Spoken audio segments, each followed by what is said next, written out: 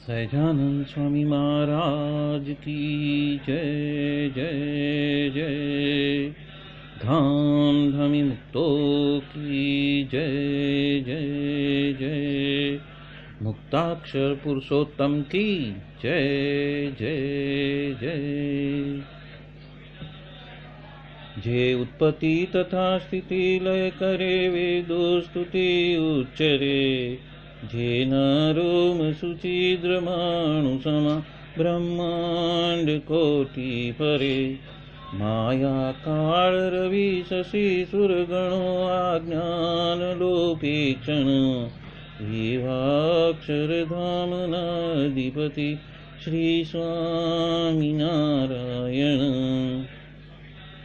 महाध्यानाभ्यासं विदतमजस्त्रं भगवत पवित्रे सम्प्राप्तं स्थितिमतिवरेकान्तिकवृषे। सदानन्दं सारं परमहरिवार्ताव्यसनिनं। गुणातीतानन्दं मुनिवरमहं नौमि सततम्।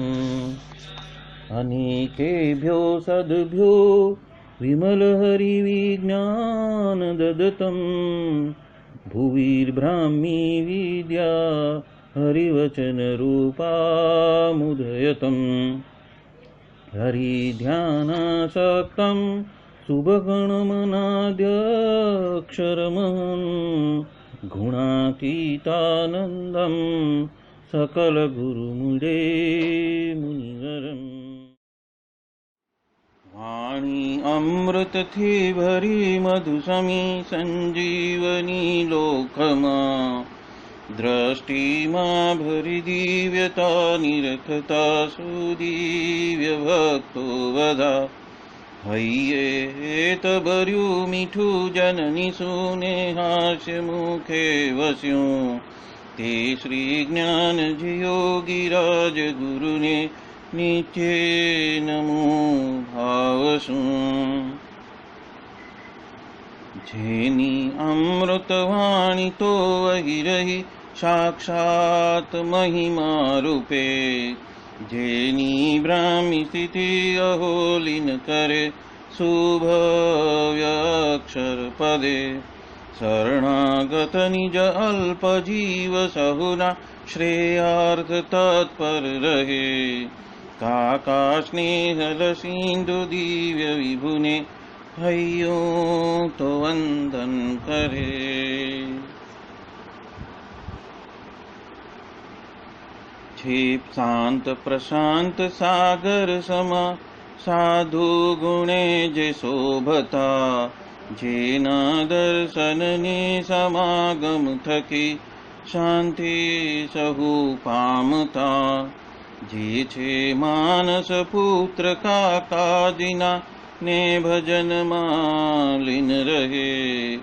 एवा साधक वृंदना गुरु सुरत वंदन भरत भाईने। भक्ति सभर गुलतान थईने महापूजा जे करे।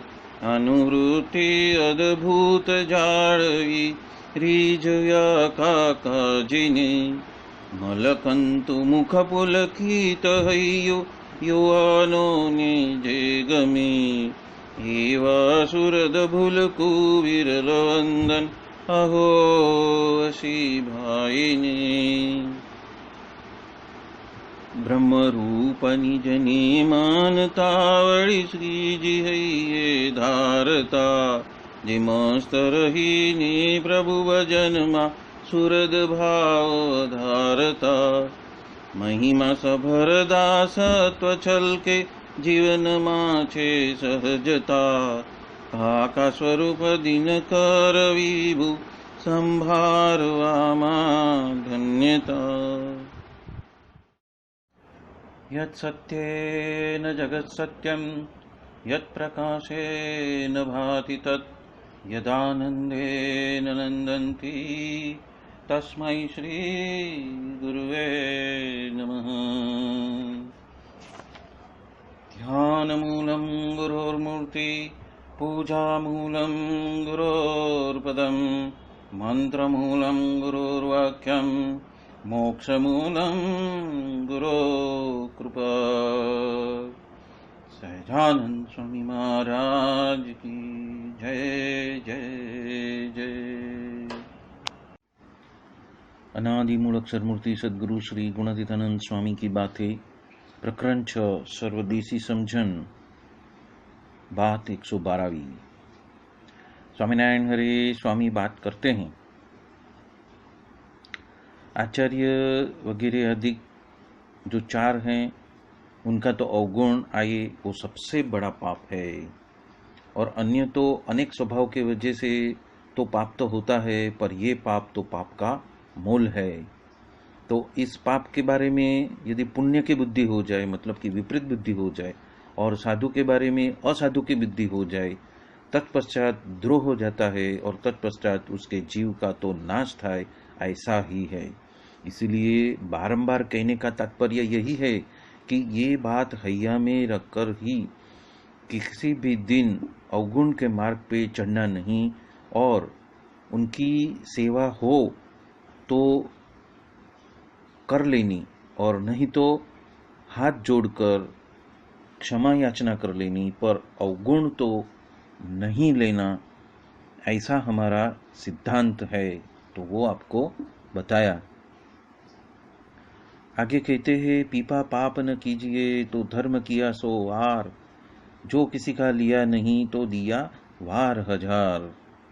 यहाँ पे गुणातीतानंद स्वामी एक पद बता रहे हैं, और वो कह रहे हैं कि पीपा भगत कहते हैं कि यदि आपने कोई पाप किया ही नहीं है तो वो सो वक्त 100 बार धर्म का आचरण करके पुण्य कमाने के बरोबर ही होता है।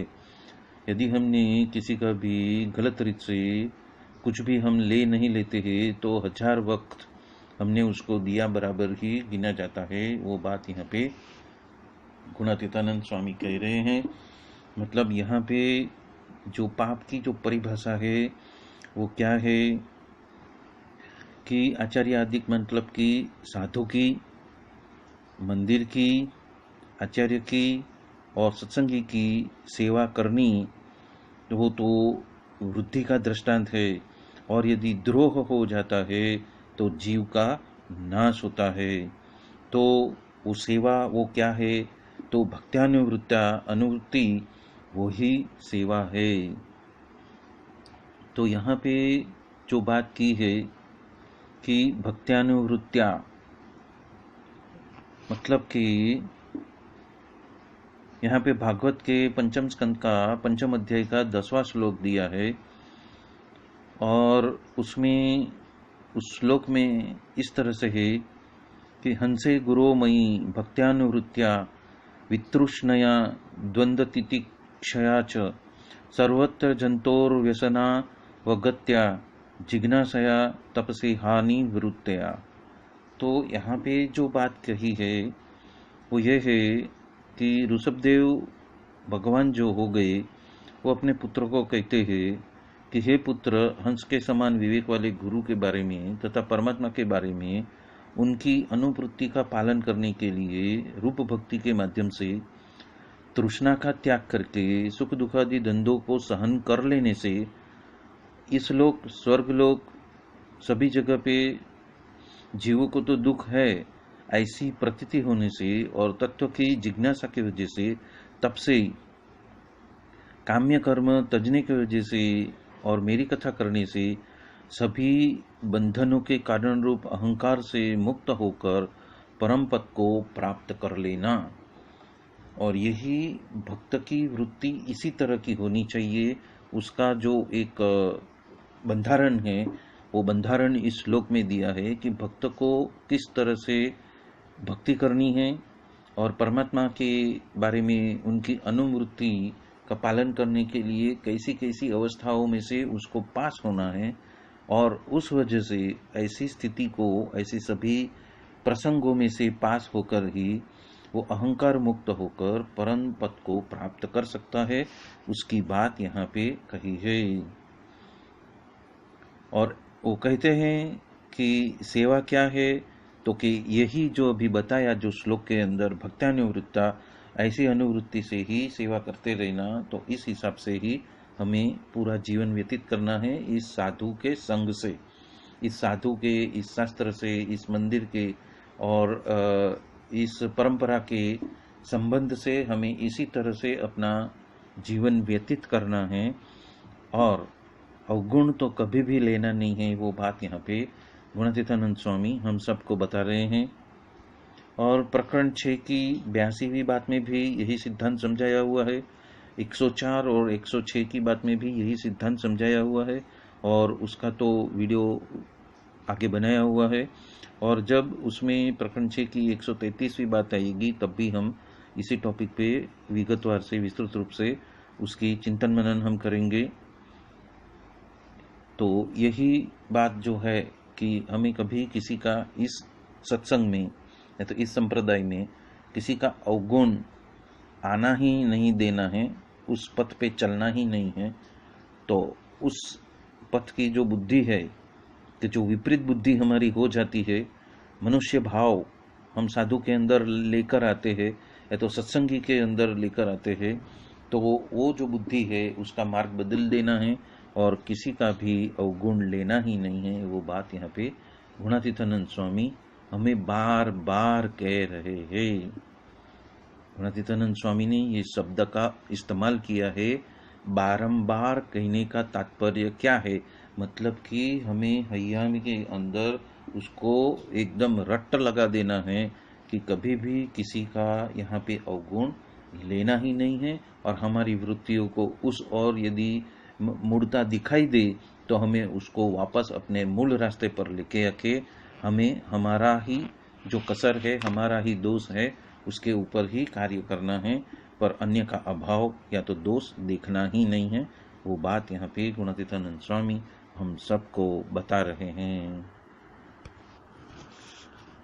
यही बात श्री जी महाराज वचनामृत मध्य 7 में कह रहे हैं कि यदि कोई वैराग्यहीन भी हो और वो कोई बड़े संत की अतिशय सेवा करता हो और परमेश्वर की आज्ञा में जैसा कहे वैसा ही वो हमेशा बरतते रहता हो, तो तत्पश्चात परमेश्वर उसके ऊपर कृपा दृष्टि से देखते हैं कि ये तो बेचारा वैराग्य रहित है और उसको काम क्रोध आदि वगैरह बहुत पीड़ा दे रहे हैं, इसीलिए उसका सभी विकार जो है वो टल जाओ, तो वो तत्काल टल जाते हैं।